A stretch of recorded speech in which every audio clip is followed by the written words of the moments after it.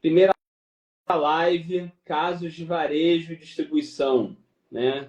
Pretendo fazer outras. E o legal, né, cara, no meu conteúdo, que eu vou contando casos reais, que tem pessoas de verdade que participaram, né? Não é pura ficção, né? Muitas pessoas de verdade vai participar. Então, realmente dá para a gente convidar, como você, né? Para poder contar um pouco, né, das histórias que aconteceram e etc, né? Então, isso é muito legal. Então, a gente, a ideia é fazer outras lives, né?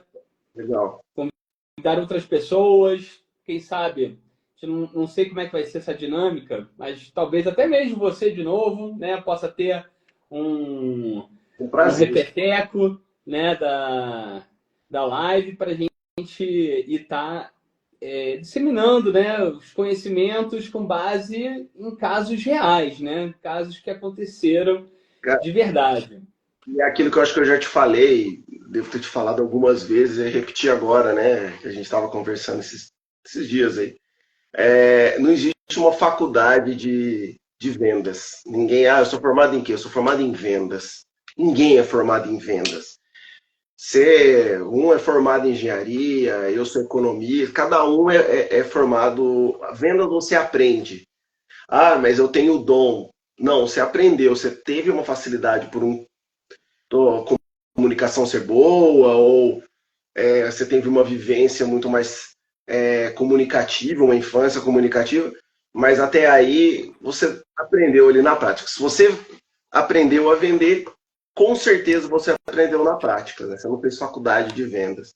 Então, essa forma de você passar esse conhecimento é muito válido, cara, porque outra coisa que a gente estava comentando esses dias, tem vendedor que não sabe trabalhar com vendas, que não sabe ler uma venda, que não sabe ler como que for, sabe como que ele vai se comportar diante de um imbróglio ali, ou diante de de qualquer coisa que seja diferente do que ele tá acostumado, né? Sim, Então, sim. fazer alguns casos específicos que não acontecem todo dia, obviamente, mas isso é bem bacana. E Agrega. contar histórias, né, é a maneira mais efetiva e provavelmente mais antiga, né, que a humanidade tem para se passar conhecimento. Então, acho que a melhor coisa realmente é a gente estar trocando ideia, contando os casos, o que deu certo, o que nos surpreendeu, que, não, que às vezes não deu tanto certo assim, ou acabou dando, né, mas saiu por um caminho totalmente diferente que a gente imaginava. E, enfim, Isso, exatamente. Então, cara, vamos começar, né? Abrindo aqui a nossa live. As pessoas que estão entrando com certeza me conhecem, né? Cláudio Friedman, especialista em vendas, trade, varejo e distribuição. E convidei o Alexandre Malvese, né, que trabalhou comigo, foi o meu primeiro chefe direto na P&G, né? O Alexandre, ele já teve passagem pelo mercado financeiro, né? Trabalhou em empresas de higiene e beleza, né, como a P&G, Boticário, acabou se especializando nessa parte de e-commerce, tendo sido responsável por grandes players, né, como a Amazon, dentro do Boticário, e agora está numa nova fase, né? Uma fase que eu não sei se eu posso chamar de empreendedora ou multi-empreendedora. Você quer contar um pouquinho para o pessoal sobre essa sua fase atual, cara? cara, é uma fase que eu nem imaginei que ela poderia acontecer, mas acabou que com a minha saída, depois da fusão da Trans com o Boticário, houve um remanejamento de pessoas e tal, e depois de um ano de Boticário, um pouco mais de um ano e alguns meses de Boticário, eu acabei saindo. E nessa saída, lá atrás eu já havia me mudado para o interior de São Paulo e tal, e eu recebi proposta para voltar para comercial, para gerência comercial, só que todas em São Paulo e não sabe como você fala, putz, eu não quero voltar para São Paulo mais, e aí eu preciso arrumar alguma coisa para fazer, né? Aí eu me juntei com uma sócia e nisso abri algumas empresas. Então coloquei a cesta, coloquei os ovos em várias cestas. Eu apliquei isso ao invés de ações, eu apliquei isso dentro das empresas. Em vez de focar numa empresa só, eu acredito que eu consigo focar em várias microempresas ali, para áreas totalmente diferentes, bebida alcoólica, gin, né? E-commerce, distribuidora de metais sanitários, e aí outra que eu já domino um pouco mais, que é skincare, cosméticos. Então, nessas áreas eu acabei criando essas três possibilidades dentro do meu portfólio ali, que eu acredito que daria para fazer tudo isso. Não é para não voltar para o mercado nem nada, tudo isso é porque São Paulo é complicado. Eu tenho uma filha, né, você sabe, 5 anos, você também tem. Pô, São Paulo, para se viver, se criar um filho, eu acho uma cidade complexa. Então, foi a minha saída, né? Peguei meu conhecimento, trouxe para dentro e foi minha saída que eu tive aí para continuar. Legal. Então, eu e Alexandre, né, quem está acompanhando a gente, trabalhou alguns anos juntos, né, na P&G, e foi bem no meu início, né, na P&G. Então, ele ensinou muita coisa para mim, né? Eu me lembro até hoje, cara, que um dos primeiros trabalhos que você me deu foi montar uma planilha de acompanhamento de resultados, né? Muito comumente chamado de scorecard, né? E tinha uma abinha naquela planilha que era uma abinha para converter, né, as unidades, né, vendidas em caixas, pallets e naquela medida de consumo, né, que a P&G chama de MSU, né? Eu honestamente não sei o que significa.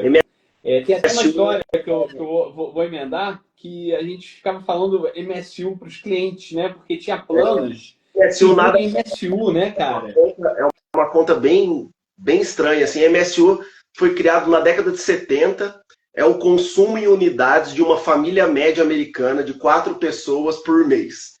Então, uma Gillette é um MSU, porque uma família média americana consome uma Gillette por E mês. como usa a vida inteira, vale mais do que fralda, por exemplo, né? Que só consome quando a família tem bebê, né? Exato, exato. Mas Então acaba. então, o cliente não entendia isso, mas a gente tinha que comentar com ele porque tinha planos que eram em volume. E eu tive um cliente que, sim, ele criou uma birra pessoal com o MSU. Ele falou assim: eu tenho que dominar isso. Sabe o que ele fez? Comprou um cavalo e deu o nome de MSU. Aí ele agora domava o MSU. Você acredita nisso? Estou Mas pensando. então, o primeiro trabalho que você me deu foi montar essas conversões, né, malucas.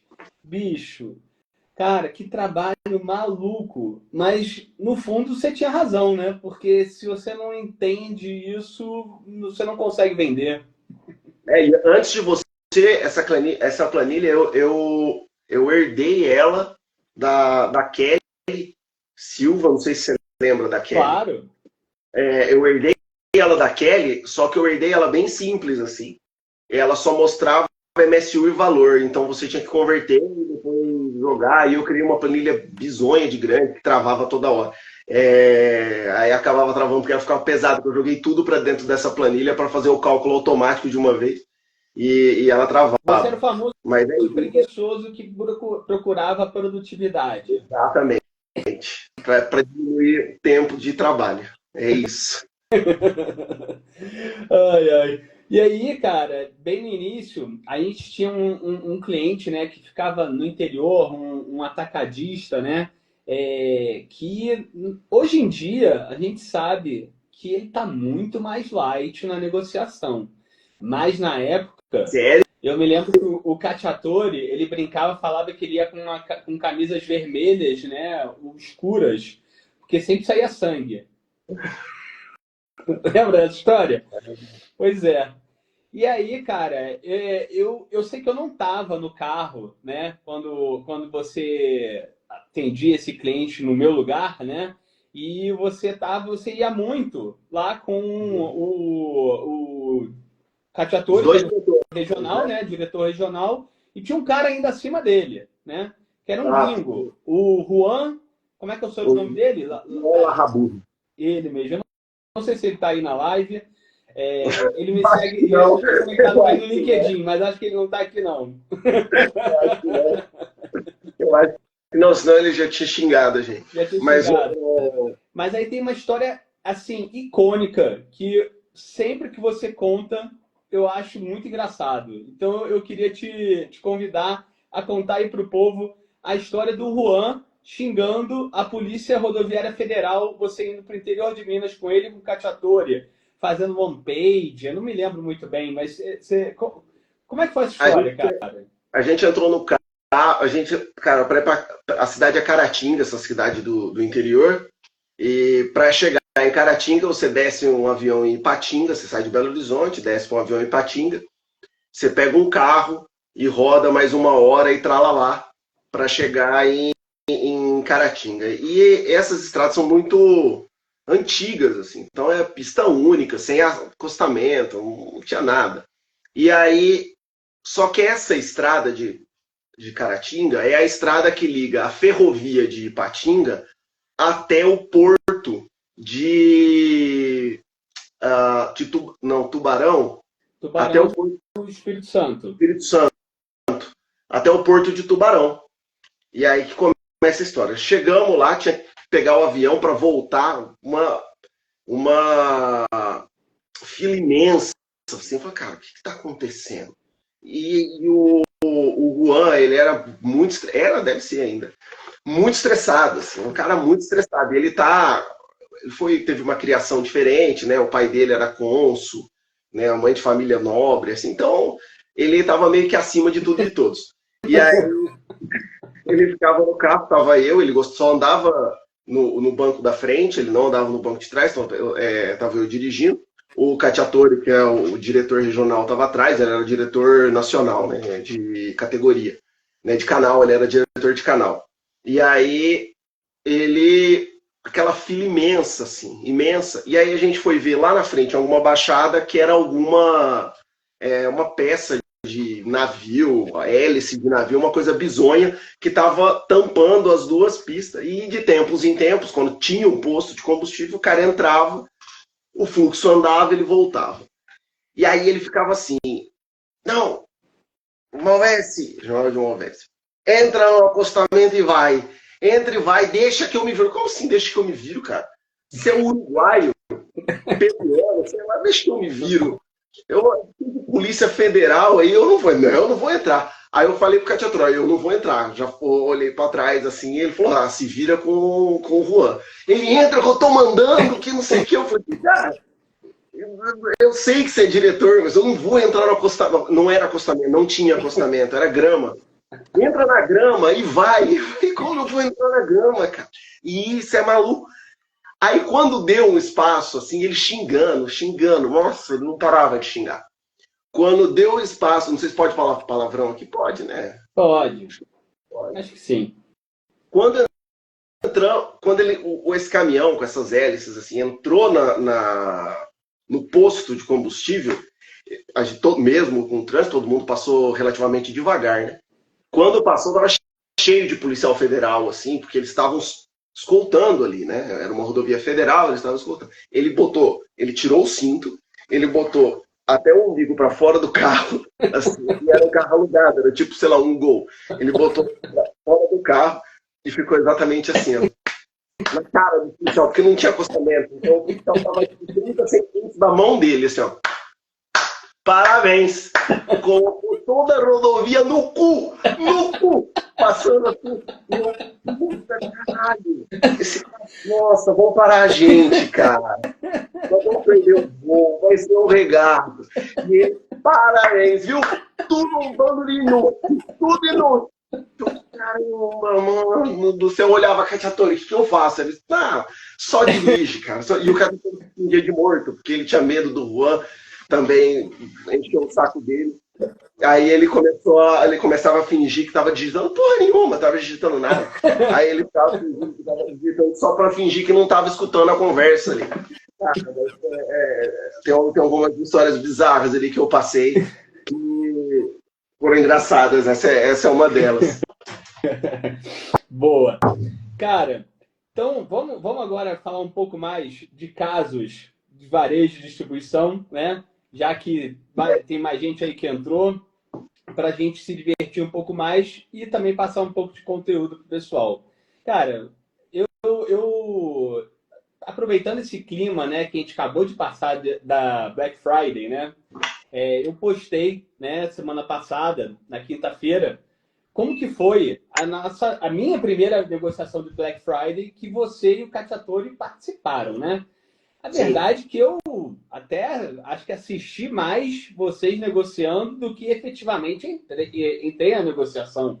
Eu tinha entrado assim há pouco, acho que eu estava no período de experiência na companhia ainda. Você entrou em setembro, não foi? Eu entrei em agosto, então agosto, setembro, outubro. Eu tinha acabado de terminar meu período de experiência e a negociação da Black Friday acho que aconteceu em outubro, na verdade, né?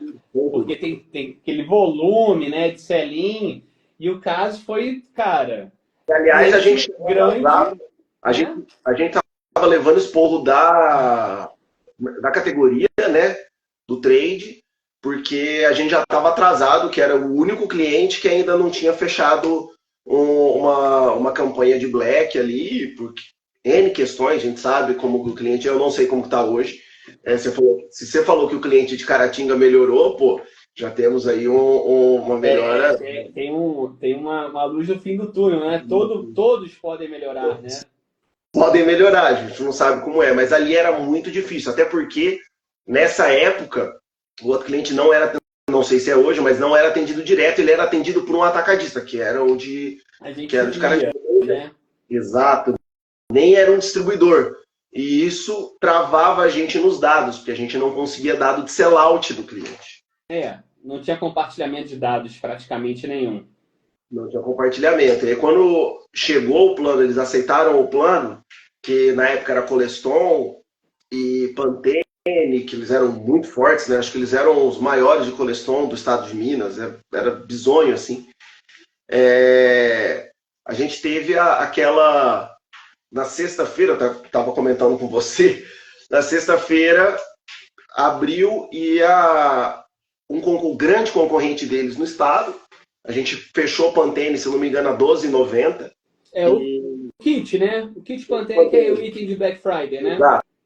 O kit Pantene a 12,90. Não. E ele saiu a 12,90. A gente fechou a 14,90. Uma coisa assim. Ele saiu mais barato do que a gente esperava. A gente fechou 14,90. Ele saiu a 12,90. E o maior concorrente dele, que é uma grande, até que você comentou, que quase que foi para o abraço passado. E tá dando a volta por cima, né? Sempre bagunça da Black Friday. Sempre. Que o estagiário esqueceu de arrastar a planilha de custo para baixo, e com os bilhões para trás aí, saiu a 9,90. Então, assim, eles estavam errados, mas o concorrente estava pior ainda. E aí a diretora me ligou, a gente amanheceu a sexta-feira, porque antigamente a Black Friday respeitava bem essa sexta, sábado, domingo. Isso. A gente eu amanheci a sexta-feira com 50 mensagens, um monte de ligação, me esculachando, assim. Porque outro ponto, né? Na cabeça do cliente, ele não sabe que para ele você é a companhia. Sim. Então, eu e você, a gente era P&G. Mas o outro cliente é atendido pelo Rio de Janeiro, né? Que eles são cariocas. Não interessa. Eu vou cobrar você, eu não tenho como cobrar alguém, assim, nem tem dono, né, a empresa, então eu vou cobrar você. Então, você vive numa sinuca de bico. E aí vem aquela máxima, né? Eu vou abaixar para 9,90 e vou te mandar a conta. E aí quando baixa, né, cara? A gente fez uma previsão de vendas para 14,90. 14,90. Lembro, cara, acho que era para vender, sei lá, 50 mil unidades. Acho que era por aí. Acho que era por aí. Não, era 20 mil unidades, 500 mil reais, uma coisa assim. Cara, vendeu 4 vezes mais, porque eles baixaram o preço, né? Então, só em Pantene fez 1 milhão e na sexta-feira tinha feito 1 milhão. Foi uma loucura, cara. Foi uma loucura. E aí o cliente depois passa a conta, né? E passou.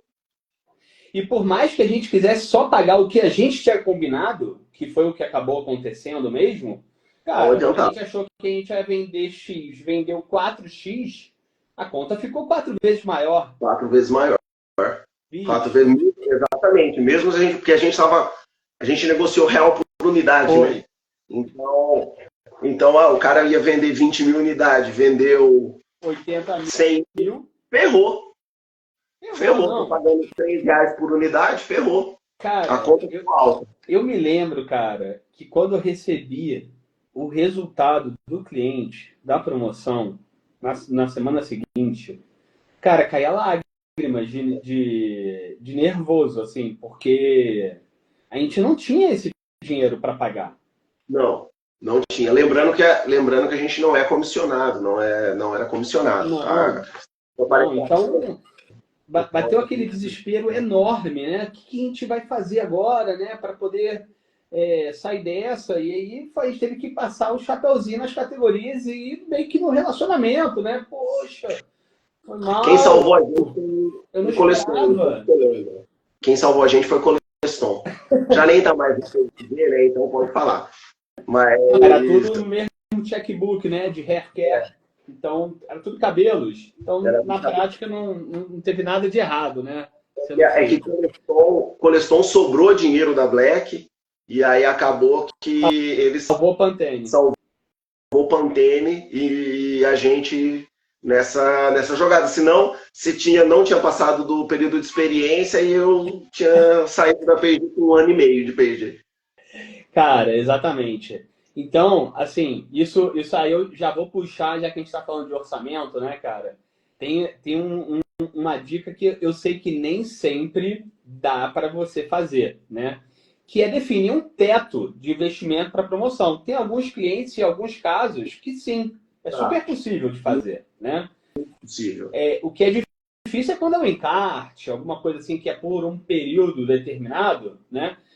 Por uma questão, muitas vezes, de controle do varejo, porque o disclaimer de em quantos estoques mas nenhum cliente faz, né? Na prática, ele vai manter o preço até o final do encarte. Então, quando é por período, é difícil você definir um teto, né, de investimento. O que sim você pode fazer, que foi o que a gente fez, foi definir R$1 por unidade, que foi um teto por unidade, e depois ele tentou empurrar uma conta maior para a gente e falou assim, não, calma aí. Já tô com um problema grande, 4 vezes maior do que eu esperava. Você não quer que eu fique com um problema 8 vezes maior do que eu esperava, né? Aí não, né? Aí eu acho que não ia ter um santo que ia salvar a gente, né? Nem Coleston, nem ninguém. Ponto, Claudio, que eu lembrei aqui, com essa minha passagem no e-commerce, uma coisa interessante do e-commerce é diferente do varejo raiz. O e-commerce é um varejo, né? Mas é um varejo virtual.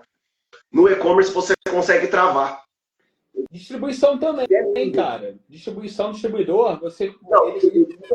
Também dá. Varejo é que não. Varejo não. Você não consegue travar o varejo. Agora, o e-commerce você trava na unidade. Eu fiz uma Black Friday que a gente travava, não era nem Black, era ações aleatórias durante o semestre. E a gente, são 10 mil unidades desse SK1.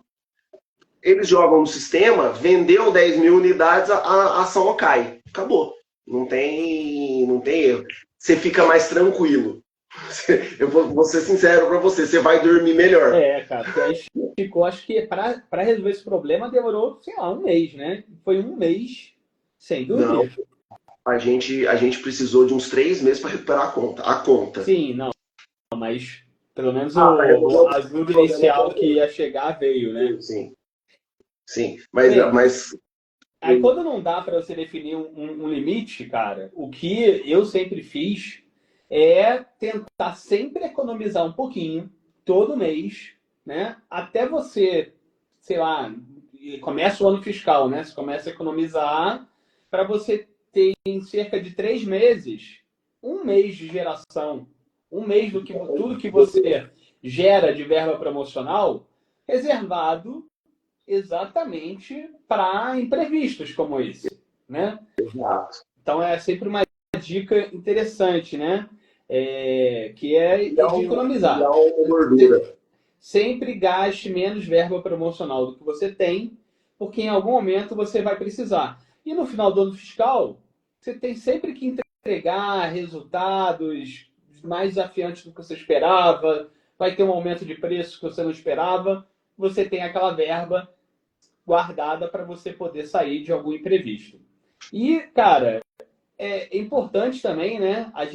O varejo, muitas vezes, não gosta de fazer isso. Ou quer sempre deixar uma carta na manga para sair, às vezes, mais barato do que você esperava. Mas, assim como eles são duros conosco, nós também temos que ser duros na negociação do fazer. Olha, quer fazer uma promoção muito agressiva?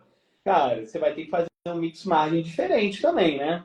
Não vai achar que você vai fazer a promoção do ano e você vai fazer a sua margem que você costuma fazer ao longo do ano, né? Ou em Ah, não. promoções que você faz no mês e tal.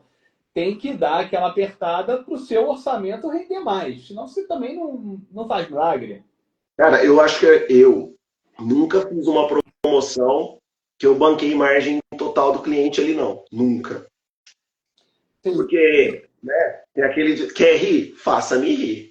Você É, quer vender barato? Pô, tira do teu bolso também. Porque senão a gente não consegue chegar no preço que você quer. Eu te ajudo, mas me ajuda a te ajudar. exatamente, exatamente. E aí entrando, né, nessa seara de promoções, né, falando de promoções eficientes, né, tem algumas coisas que a gente aprendeu, né, ao longo da nossa jornada. E acho que o primeiro passo para você definir, né, para você escolher até que tipo de promoção, se você vai fazer uma promoção de combo, se você vai fazer uma promoção num produto específico, num produto que está com giro mais baixo, mas tem potencial, enfim, tudo depende do contexto. Então, cada promoção você tem que ter claro qual que é o objetivo que você quer. Você vai promocionar, às vezes, um item premium, que vai dar um desconto nele, mas vai aumentar o ticket médio que o seu cliente compra. Ou você vai fazer uma promoção para fazer mais volume. Enfim, o que você quer? Acho que é o primeiro ponto, concorda? Sim, sim. É o que você quer. Você tem que ver. Estava comentando. É, onde você vai fazer e qual canal você vai fazer e para quem você vai fazer, o porquê. Não é tão simples assim. Estava até comentando com você. É, claro que não é o melhor dos mundos, mas eu quero fazer uma promoção de 50% no varejo. Eu vou fazer um Leve 2 Pague 1, porque eu vou colocar 2 produtos na casa do cliente, porque eu vou girar o meu estoque, porque eu vou fazer a roda girar mais rápido ali. Esse final de semana eu fui jantar no Madeiro e aí tava um papelzinho lá da happy hour deles. Aí o happy hour deles era 50% de desconto em vários itens. Principalmente drinks. 50% de desconto. É claro que para eles Leve 2 Pague 1 não é bom, porque o faturamento deles é o mesmo, mas 2 drinks, você tem o barman ali parado, fazendo aquele tempo, 2 drinks. Você tem o dobro de mão de obra parada ali, ociosa Para atender naquela. um pedido. Exatamente. Você dobra a tua chance de erro. Né? Eu pedi a caipirinha com limão e veio com maracujá. Você dobra a tua chance de erro. Eu pedi a carne mal passada, bem passada, que acho que tinha uns petiscos e tal. Então, assim, 50% de desconto é bom? Pô, pro canal de cosméticos, não, é péssimo. É melhor fazer um Leve 2 Pague 1. Mas pro cara do Madeiro, é bom. Se você Porque, baixa 50% no preço, né, você bagunça a referência do seu cliente, né? Então, ele começa a achar, exatamente. quando tiver com preço cheio, vai achar caro. Eu fui no Madeira esse final de semana, como disse, se você perguntar agora para mim na lata, quanto que é um chopp? Eu não sei. Pode ser 15, 17, 18. Aumenta 2 centavos, aumenta 5 centavos a tira da fralda e joga ela no varejo para você ver o que acontece. Você vai ter reclamação de tudo quanto é lado, porque a tira da fralda, um litro do amaciante está na mente das pessoas. Sim, Mas a caneca de chopp não está na mente das pessoas. Então, você rebaixar no preço lá no lugar de diversão, ok, não é problema. Você abaixar o preço no varejo é um problema. exato. Bem, uma outra dica de promoção, e isso eu acho que foi uma das chaves do sucesso da Black Friday, daquele cliente que a gente fez que estourou de vender, que é garantir uma visibilidade excelente, né? Absurdo. Na sua loja. Então, cara, você vai fazer uma promoção bacana, poxa, não adianta fazer o mesmo abastecimento da loja e a mesma execução que você costuma fazer na gôndola. Você vai ter que buscar algo a mais. Você vai ter que fazer pelo menos uma ponta de gôndola, né? Pelo menos um Ou uma ponto erro. ilha, não sei, ou que vai depender muito do tamanho do cliente, do canal, né? Se a gente estiver Ah, falando de atacarejo, cash and carry, a gente está pensando em ilhas, né? Na verdade, né? No corredor. Já no supermercado nem sempre tem esse espaço. Aí vai ser mais nas pontas de gôndola, etc. Mas tem que ter produto muito bem visível para o cliente tropeçar e ver. Senão, você fez a promoção, ficou na gôndola. Às vezes o cliente nem sabe que está pegando o produto promocionado, né? Isso é o mais triste. é o mais triste, acontece muito, né? É, Acontece muito. Da pessoa pegar o produto, vai lá, ó, tá barato. Pera aí que eu vou lá pegar mais. Quer dizer, ela já ia comprar, ela só tá pegando mais para aproveitar ali, mas ela já ia comprar. Você não trouxe uma venda, você sofreu uma venda. Você não fez a venda, você sofreu ela. Então, a visibilidade dentro da loja realmente é muito importante. E vale ressaltar que, cara, se você está colocando dinheiro já para trazer um fluxo para a loja, a visibilidade você tem que conseguir da loja. Né? sim, Não é total. pagar visibilidade em promoção. Né? Você está colocando ali um leve 3 pague 2 você já está dando 33% de desconto pro cara. Sim, sem dúvida. Eu preciso de uma ponta, senão não vou nem ativar a promoção. Exato. E o A momento contrapartida. que você vai fazer também pode influenciar de que tipo de produto, do tamanho do produto que você vai fazer. Em geral, a regra de ouro no varejo é fazer promoção na primeira quinzena, certo? Em geral é. Por quê? O salário cai no quinto dia útil. Tem o vale, que é normalmente no dia 15. As pessoas estão mais propensas a comprar, a não ser janeiro. Janeiro se atrasa a promoção, porque você quer ficar mais próximo do carnaval. E janeiro paga-se PVA, rematrícula de escola e Tudo no assim início do vai. mês. Exatamente. Aí é o contrário. Poxa, muito bem lembrado, cara. Mas sim, o momento é super importante. E eu tinha até um varejo que ele me ensinou, né? Legal que a gente aprende muito com varejo. Que promoção na segunda quinzena, se você tem um SKU, exemplo, de 1,5 litro, você vai promocionar ele na primeira, maior, né, que for, 1,5 litro, 3, você vai promocionar na primeira quinzena. Na segunda quinzena, você tenta botar um produto um pouco mais barato, de 1 litro, por exemplo, né? Que seja um ticket menor para poder caber no bolso do consumidor que está assegurando para receber o pagamento no início do mês que vem. Então, são dicas interessantes. E uma última dica legal é de criar um senso de urgência, né? se você consegue ter elementos, porque encarte quinzenal a gente sabe que tem cliente que trabalha e não tem como fazer isso. Mas se tiver possibilidade de fazer encarte semanal, é o ideal. Limitar promoções a no máximo 7 dias para o cliente ter um senso de escassez. Porque se você está no supermercado e sabe que vai durar 15 dias, a chance de você, na preguiça, falar assim, vou deixar para comprar semana que vem, é grande. É grande. Pode ser que você não volte no supermercado na semana que vem. E aí você, na verdade, não comprou promoção. Não levou o volume que estava sendo esperado, concorda? Concordo. Quem faz muito bem isso é o mercado cervejeiro, né? Sim. O mercado cervejeiro é o rei de fazer isso. Eles sabem fazer isso muito bem.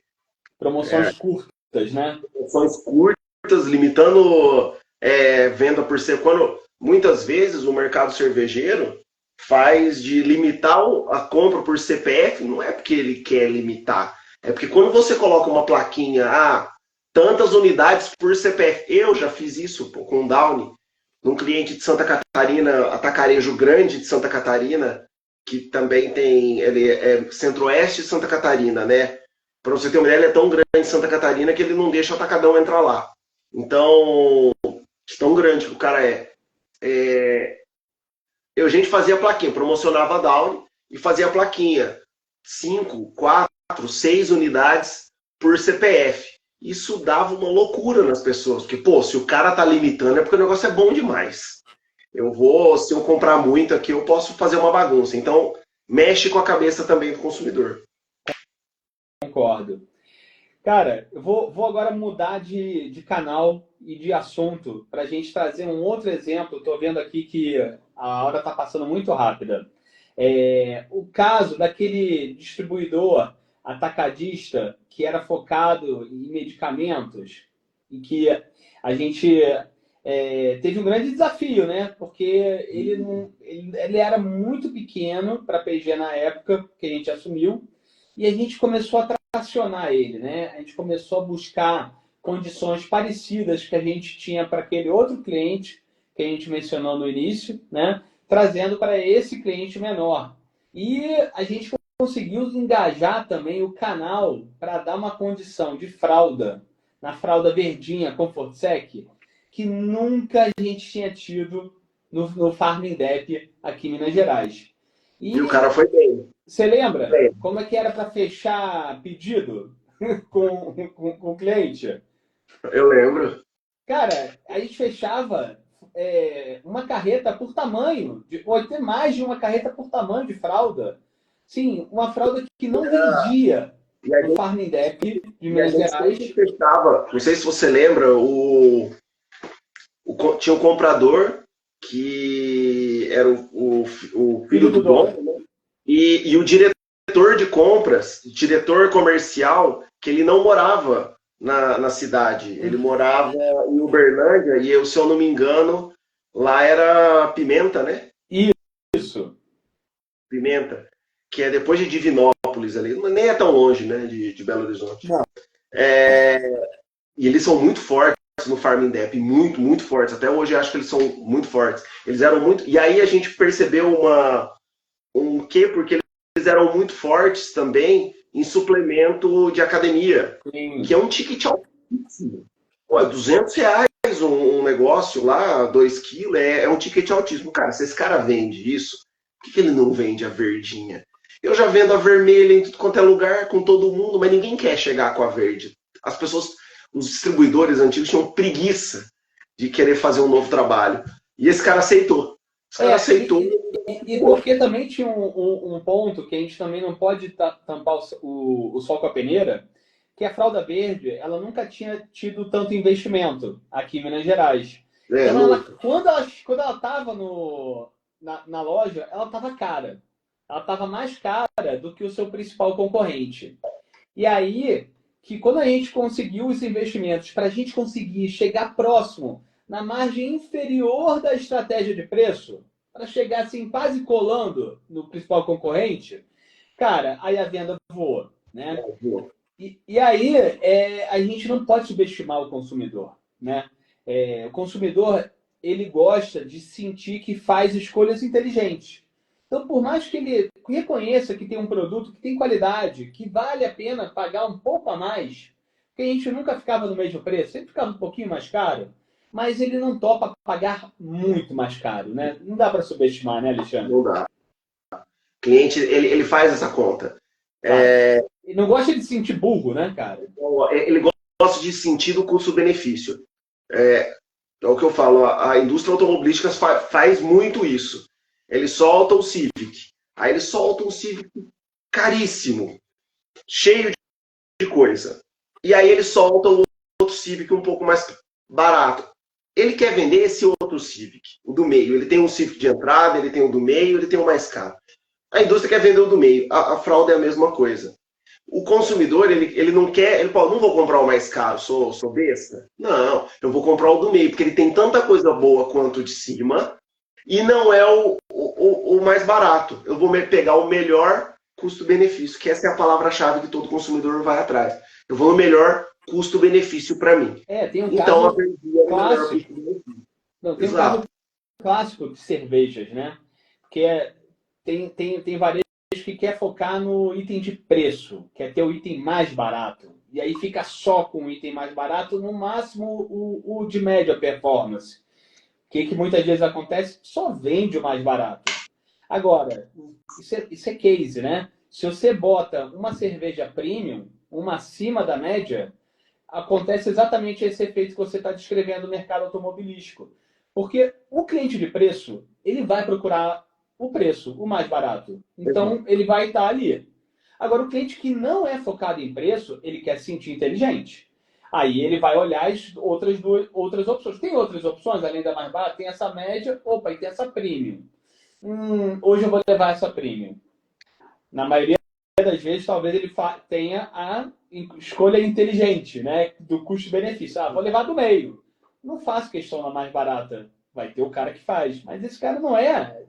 E assim, não vou dizer que a maioria, mas pelo menos a metade, vamos colocar assim, fica nessa média, né? Não precisa ter só a mais barata. Em outras palavras, né, Claudio, no teu caso, né, que você veio de uma vivência de Ambev, em outras palavras, cara, você quer vender Budweiser? Bota uma Patagônia ali do lado, que você vai ver que a Budweiser vai vender muito mais.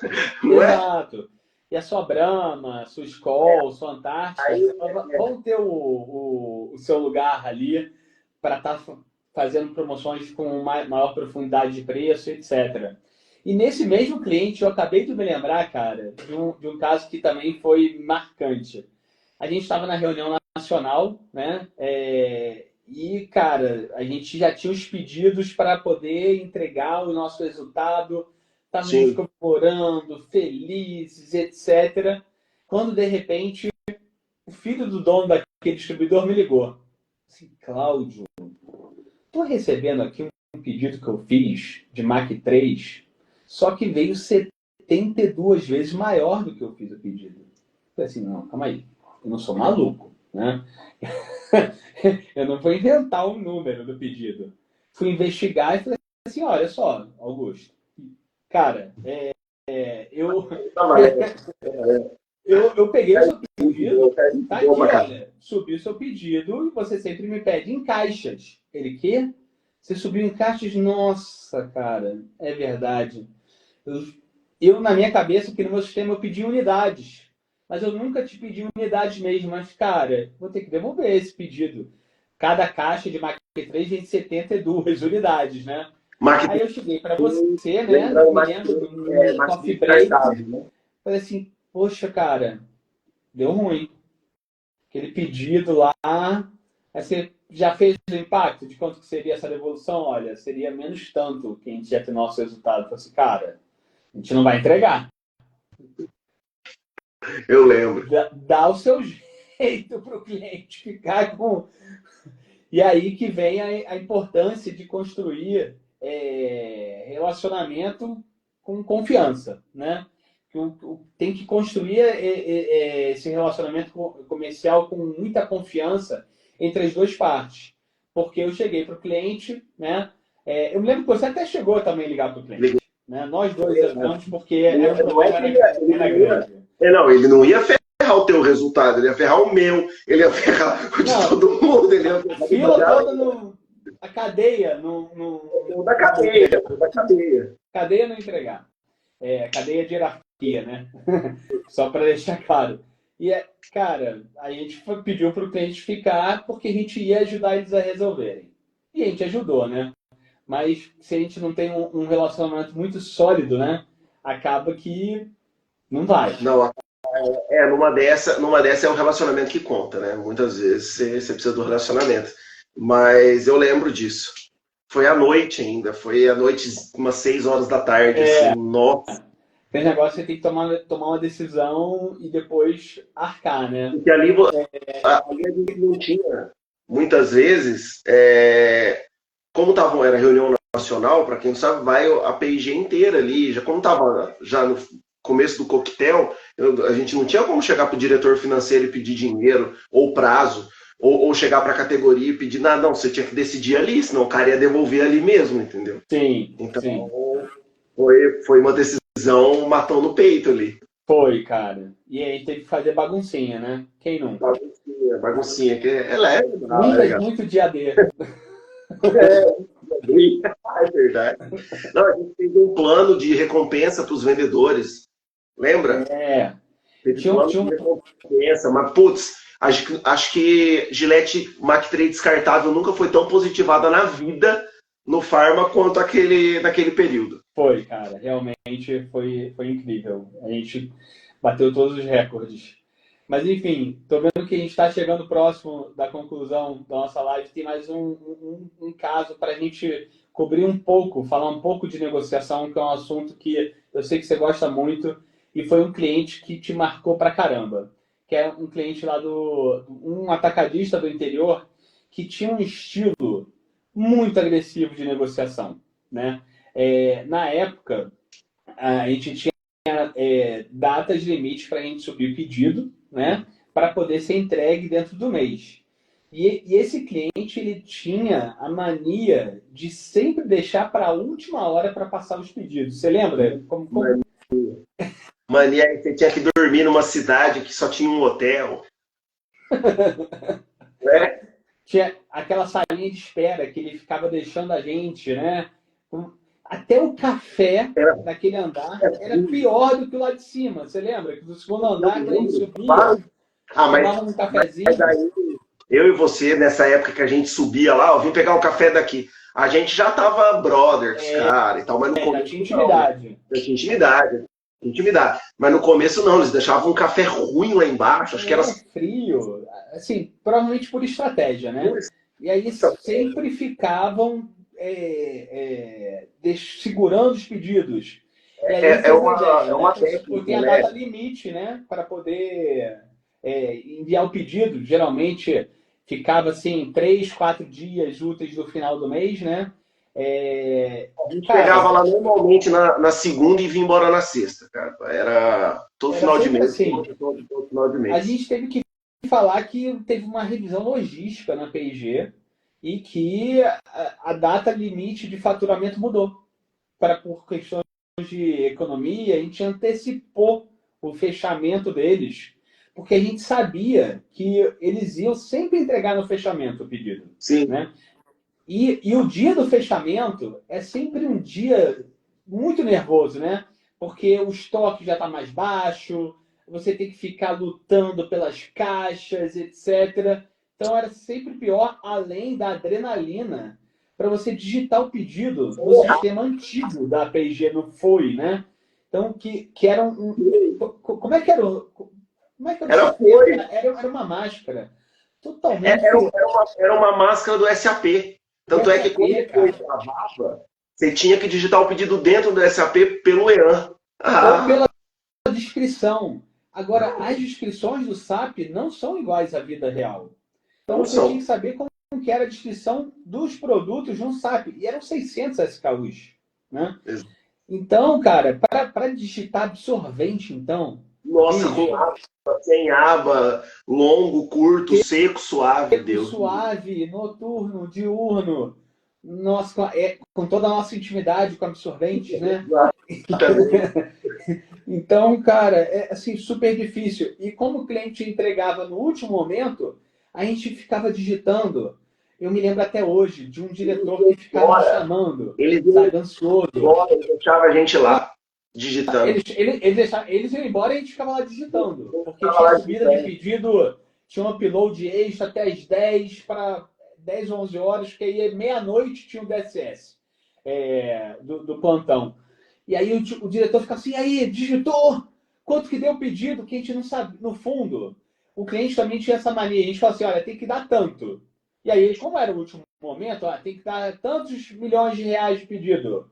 Quando chegava, ele dava a folha de pedido, olha, é isso que eu consigo fazer, é isso que gerou. E aí você só tinha que pegar aquilo e sair digitando, né, na loucura, sem saber exatamente quanto que ia dar. Depois vinha a surpresa. Às vezes vinham surpresas até boas, né? É, mas a maioria era ruim. A maioria era ruim. A maioria era ruim. E eles adoravam Muita vezes tinha usar a corte, né? tática do só mais uma coisa, né? Daqui... Eu preciso de mais 15 dias para pagar. Pô, mas agora que você vem falar isso às 11 horas? Não, É, pelo amor de Deus. não, olha, eu preciso de mais tantos por cento de investimento, né? Na hora de Poxa, te dar o pedido, fala assim, olha, toma um pedido, mas ele só está válido se eu tiver mais tanto de investimento, né? Não sei se você se lembra. E aí teve um lembro. dia que estava no limite antecipado já, né? Sim, Mas que a gente estava naquele calor. E a gente sabe que para eles era o fechamento, então a gente não poderia no dia seguinte voltar e falar para eles que dava para pegar mais um pedido. Era uma negociação que precisava ser fechada naquele dia, por mais que o naquela fechamento hora. fosse ou não fosse real. E, e eles pediram mais uma coisa e eu disse não. Aí eu te disse, cara, Ale, cara, não Não vai. concordo. Eles estão aí, estão de abuso, né? E a proposta está muito boa. Já Então eu tava. disse não. Eles sempre conseguiam o melhor preço, cara, com essa brincadeira. Aí eu me lembro que você ficou desesperado na época, porque eu, geralmente, assim, a gente, com pedido, 80% que a gente precisava, você já ia entregar, né? Eu que estava querendo tudo possível para eu poder entregar também. Sim. Só assim, cara, pega esse pedido do jeito que tá, cara. Dá. A gente tem dinheiro na conta, poxa. Pega logo os pedidos. E eu disse não. E o cliente, no final das contas, concordou em passar o pedido sem Sim. sem investimento adicional. Então, e tem clientes assim, tem muitos clientes assim ainda, que é uma forma de negociar mais arcaica, eu acho, que ele vai muito mais na pressão do que na estratégia, mas ainda tem, você tem que lidar com clientes assim. Hoje eu te falo, tem muitos clientes, tanto no e-commerce quanto no varejo, que tem a mesma estratégia. Não, e a contra-tática para isso é deixar claro para o cliente quais são a formalização do que você fechou com ele, da sua proposta, e o prazo que você precisa para poder ter. Você O prazo precisa é esse. ter um respaldo top-down. Cara, E se ele não formaliza, tiver, olha, beleza. concordamos com isso por e-mail ou por escrito de alguma forma, para depois não vir aquela ligação ou aquela mensagem do WhatsApp, só é válido, olha, amigo, Tá? eu já estou com a sua formalização, tem e-mail Precisa. aqui, tem o seu ok por e-mail, não vai ser agora por uma mensagem ou numa ligação que você vai desdizer o que você já acordou comigo e formalizou. Então, a formalização é a forma principal de você evitar esse tipo de tática. Eu acho que dá tempo, não sei se a live vai acabar automaticamente, mas eu queria passar por algumas, pelo menos 5 regras de negociação que eu acho que são bem interessantes. A primeira delas, que tem a ver com muito do que esse cliente fazia, que ele queria ter a sensação, né? Muito cliente quer ter a sensação de que arrancou tudo que podia ser, né? Que saiu por cima, como por ego. Sim. Não que todo cliente seja assim, mas tem alguns que fazem Não, isso. Por quê? Negociação não é um processo totalmente racional, é emocional, concorda? concordo plenamente. Se o cliente tiver uma mínima noção, alguns, que você está tirando uma vantagem daquela negociação, para ele, mesmo que seja bom financeiramente, não vai estar bom. No final das contas, não vai estar bom. E isso Exatamente. Pode uma já estar verdade. entregando o que ele precisa de margem. Ele está entregando para ele, tudo para se você imagina. tá melhor. Se ele vê que para você está melhor do que para ele, acabou. Exato. Tem muito cliente que é assim. Então, tem que tomar cuidado. Se tiver boa negociação para você, não demonstre. Que o cliente pode não querer fechar só por conta disso. E a gente tem, então, uma segunda dica é que um bom negociador, ele tem que ser capaz de escutar o cliente mais do que ele fala, né?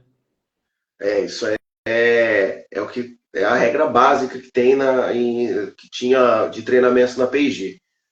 Primeiro, né, primeiro escuta. Você tem 2 ouvidos e uma boca, não é à toa. Primeiro escuta, depois você fala, porque muitas vezes você não precisa esforço nenhum, ele vai falar ao automático. A realidade vai sair dele, você não precisa perguntar nada, é ele que vai falar. E você pode encaixar perguntas, né? Principalmente para você identificar o que é negociável com ele, o que ele vê valor, o que ele está disposto a trocar, para você poder fazer os seus esforços onde conta.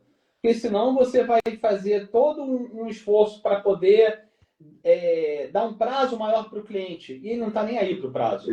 Ele prefere pagar à vista e ter um desconto financeiro. Então, não é ali que você vai botar suas fichas, por exemplo, né? E tendo esse entendimento, aí você tem que fazer um planejamento, né? Para você ir para a negociação preparado, né? Numa negociação, o planejamento é 90%. Você saber até onde você pode ir, saber exatamente qual que é o seu objetivo máximo, qual que é o seu objetivo médio e aonde você vai sair da negociação. É isso. Tem os passos, né, da visita, e visita não em loja, os passos da visita com o cliente. E o planejamento faz parte da metade desses passos, do seu objetivo, o que você vai fazer nessa visita, o que você pretende fazer. Muitas vezes o teu objetivo ali naquela visita é um relacionamento mesmo. Você só quer ir lá, tomar um café com o cara, entender como é que está a situação, você não quer fazer fechamento, não quer nada. E é interessante fazer isso, tem muito cliente. Eu acredito que até em Minas tem uma farmácia grande que gostava, que eu atendi eles com trans, né? Eles gostavam. Eu ia lá, ficava 2 dias com eles lá, um só negociando e o outro só jogando papo, porque eles gostavam. Assim, você sabe, acho que você sabe qual é a maior farmácia de Minas Gerais. Sim, então, sim. São coisas que você tem que se planejar antes de ir. Não dá para você resolver fazer aquilo na hora. Você já tem que ir com um planejamento. E, por exemplo, dentro do seu planejamento, você tem que saber quanto que é o máximo que você pode pedir para o seu cliente, sem ofender ele.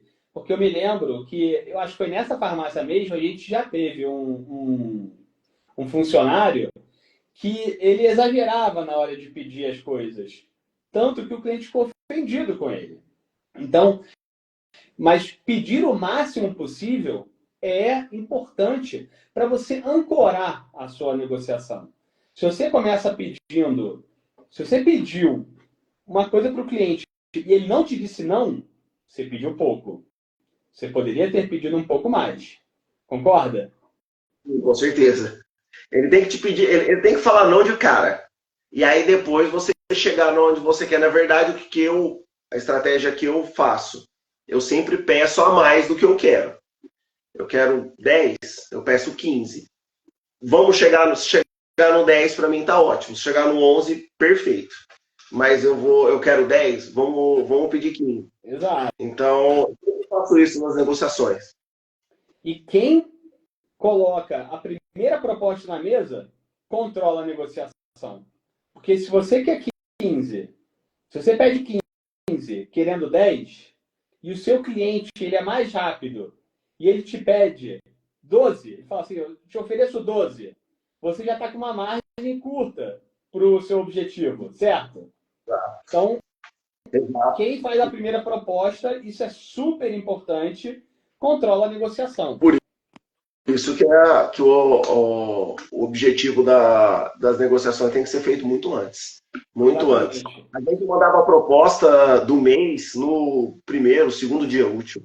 Já para não ter, putz, você chegou aqui, eu não sabia. O cara já tinha o nosso objetivo dentro daquele mês, estou falando em valores mesmo e volume, ele já tinha desde o primeiro dia útil que estava na mesa dele ali.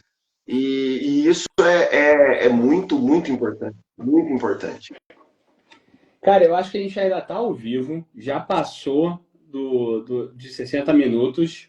E eu queria tentar passar no caso do primeiro JBP, para a gente passar algumas mensagens e algum conteúdo também sobre JBP, pode ser? Pode, claro, cara. Pois é, cara, meu primeiro JBP, né? Você estava comigo, o nosso gerente, nosso diretor na época, cara, mudou, né? Chegou um diretor que já tinha sido da P&G, das antigas, e voltou assim, Não, querendo ele mostrar para o que veio, né? Ele estava vindo da Heineken. Ah, é verdade. Ele estava vindo da Heineken. Exatamente. E, cara, queria mostrar para o que veio, né? Aí ele chegou para a gente e falou assim, olha, todo cliente tem que ter JBP. A gente falou assim, poxa, mas tem cliente que não compartilha dado, né? Como é que você vai fazer um JBP com cliente sem dado? Complicado, não? Aí eu achava que eu ia me safar dessa, né? Ele falou assim, vira, cara. Você não tem a compra do cliente? Ah, faz as contas. Quebra isso aí loja a loja. Já eram mais de 50 lojas na época. Lembrando aí, aquele cliente não trabalhava com todos os SKUs, mas pelo menos os 400 SKUs devia ter. Ele só não trabalhava com fralda e limpeza. Fralda pouco e limpeza. Se vira. Extrapola aí e monta o JBP. Cara, eu não acreditei na época. Assim, bicho, ele tá viajando, né? Tipo, mas como eu tinha acabado de entrar na P&G, eu falei assim, cara, eu não vou desistir, né? Eu vou dar um jeito. O selim desse cara era feito por um atacadista. Então, não era só a gente não tinha o dado, a gente não tinha dado mesmo, assim, a gente não tinha dado, a gente não tinha o pedido na mão, o pedido nem vinha pra gente, a gente não via nada do pedido, a gente não sabia o estoque por loja, a gente não sabia o sellout por loja, a gente não sabia qual que era a margem de CD dele, de estoque. Ah, esse cara trabalha, por exemplo, esse Pharma, eu sei que ele trabalha com 30% de estoque. Então, tudo que ele tem lá, ele tem mais 30% dentro do CD dele para fazer a distribuição. Esse outro cliente, que é perfumaria, é 10, é 15, é 30, é 50, eu não sei, ou é tudo na loja. Fica tudo na loja? Tudo.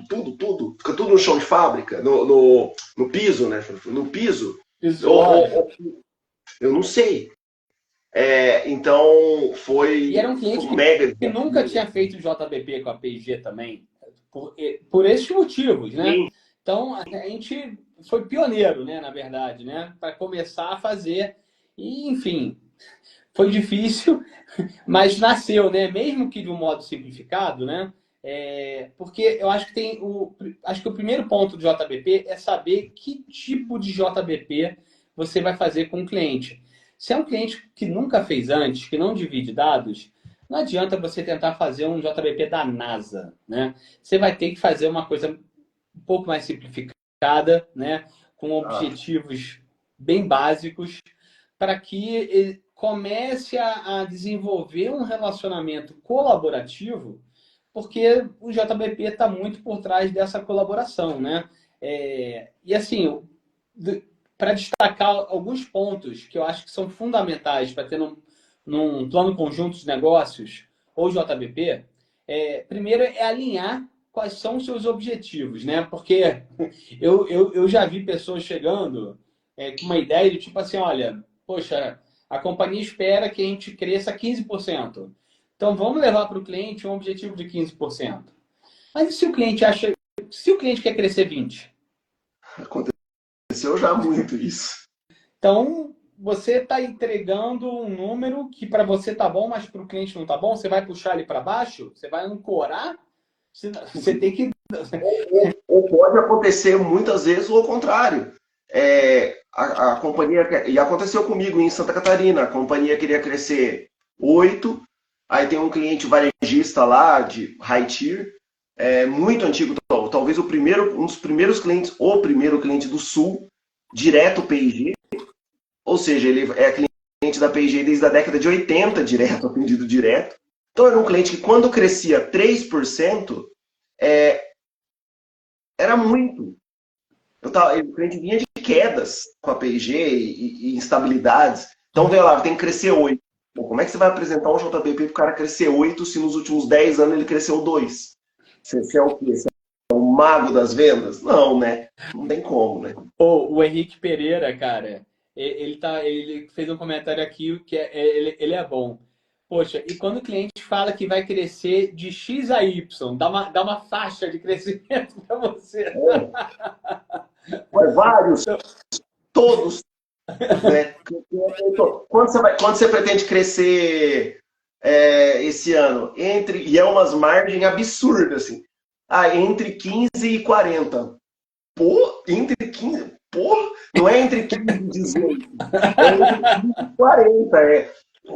É absurdo a delta, cara, do crescimento. Mas Então, acontece alinhar mesmo. objetivos é o primeiro passo, é muito básico, né? Mas, O segundo passo é você partir para uma análise de dados de uma forma muito objetiva e inteligente, né? Perspicaz, porque você não vai conseguir analisar tudo. não. E você tem que entender onde que está, tipo assim, o tesouro, né? Onde está o tesouro escondido? Quais são as caixinhas que você tem que abrir para poder ir a fundo e priorizar, né? Porque não adianta você querer ter objetivo para crescer todas as categorias da mesma forma, com a mesma intensidade. Você não consegue engajar o cliente não tem capacidade, muitas vezes, para conseguir fazer mais do que uma grande revolução, um grande objetivo por trimestre. Então, pensar em 4 grandes objetivos por ano já está bom demais. O que você acha, Alexandre? Muito bom, muito bom. E muitas vezes a gente fazia quebras em cima da quebra, que a gente dentro de hair care, eu quero ter um grande objetivo em Pantene pós-shampoo. Então você tinha a quebra da quebra da quebra, que já era excelente já. Pô, eu quero crescer em Pantene pós-shampoo nesse cliente. Por quê? Porque esse é um cara que não está vendendo muito bem o pós-shampoo e é onde a categoria está embasada. Então, quanto mais você quebrar, mais o teu objetivo fica palpável, mais o teu Especificar, né?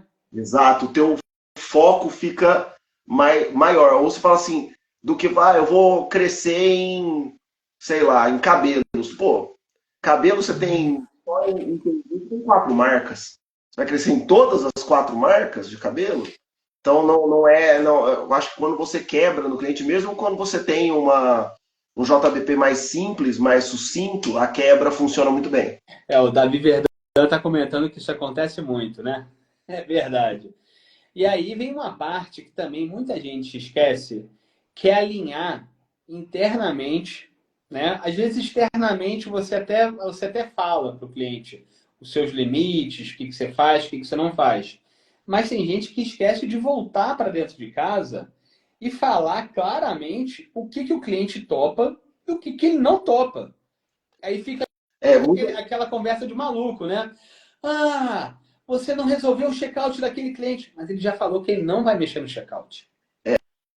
Eu falo assim, muitas vezes, eu acho que foi o Henrique Pereira que falou aí agora, a P&G é uma faculdade, uma universidade.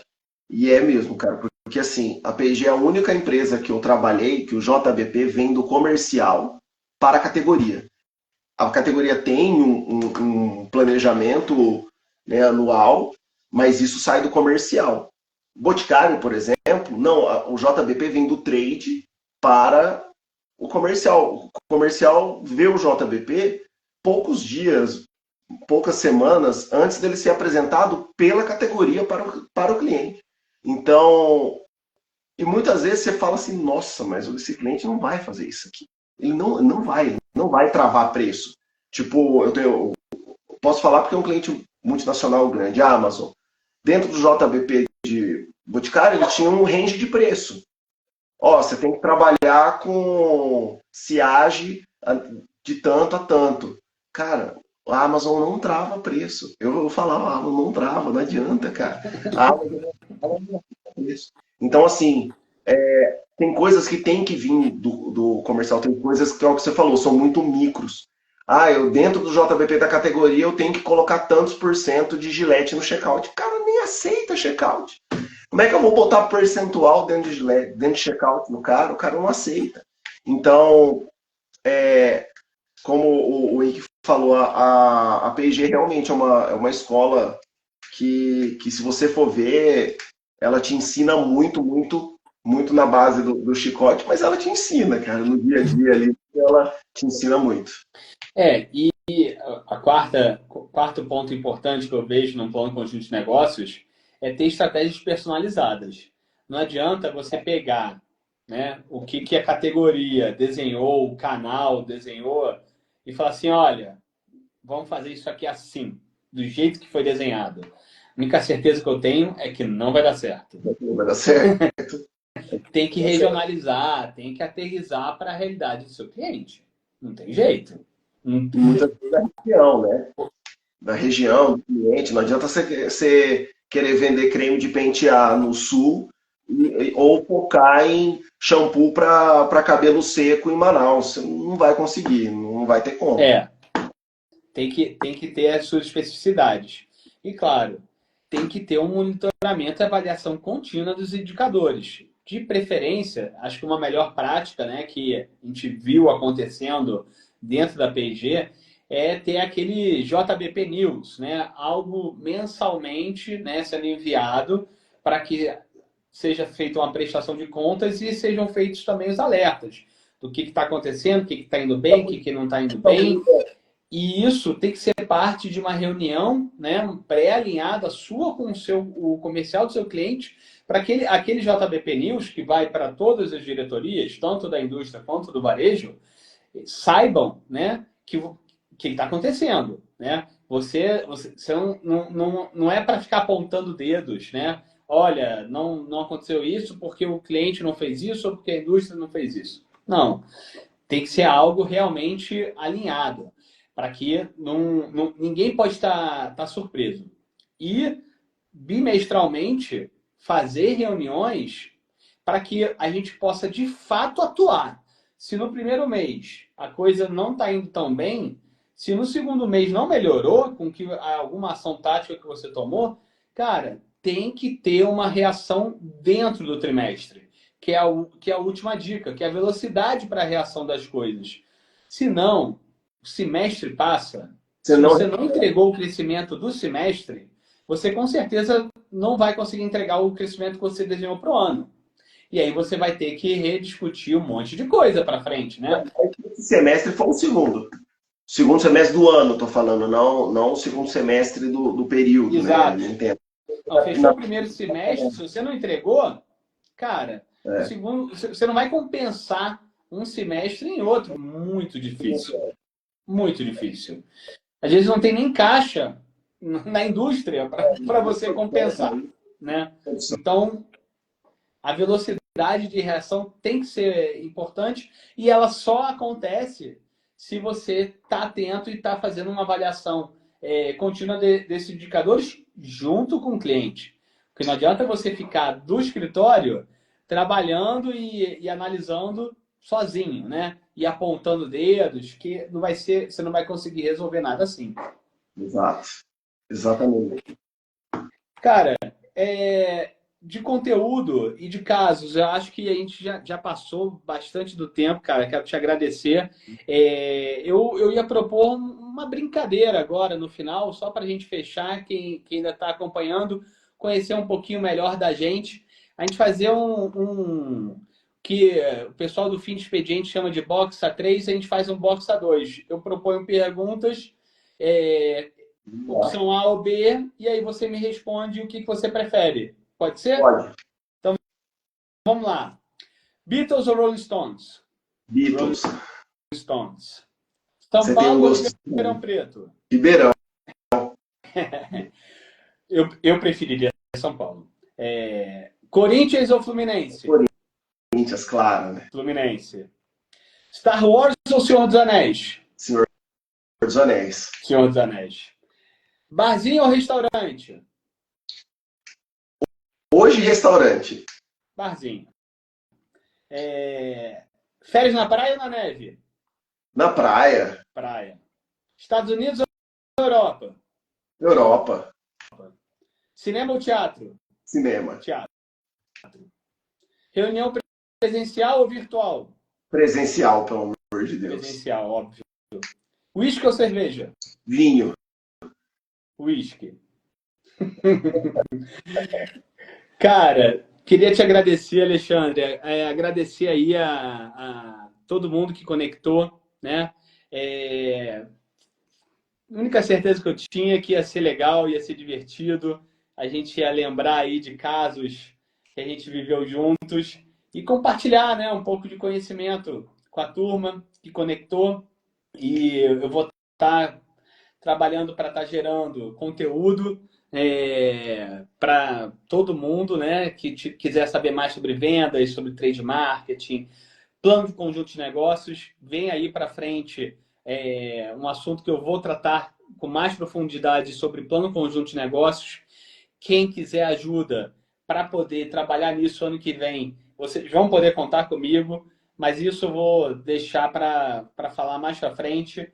E, claro, negociação, que é um assunto que eu sou também apaixonado. Eu queria te agradecer o convite, sempre que quiser aí.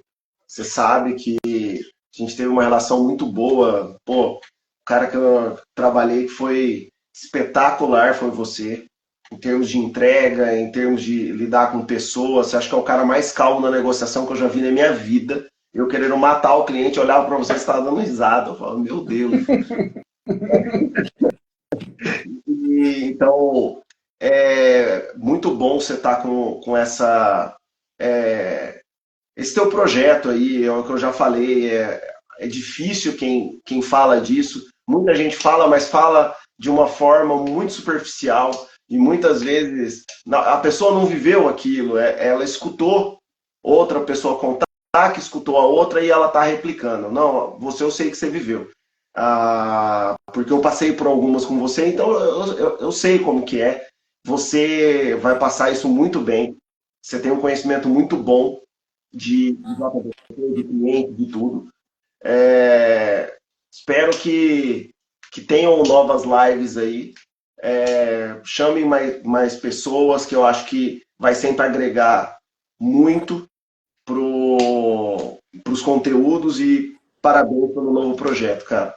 Valeu, Alexandre. Pode deixar que, cara, vamos buscar uma oportunidade para a gente repetir, porque com certeza vale a pena. Valeu, cara. Um abraço. Valeu. Um abraço, pessoal. Obrigado aí. Boa noite a todos. Valeu, Obrigado pessoal. aí quem participou.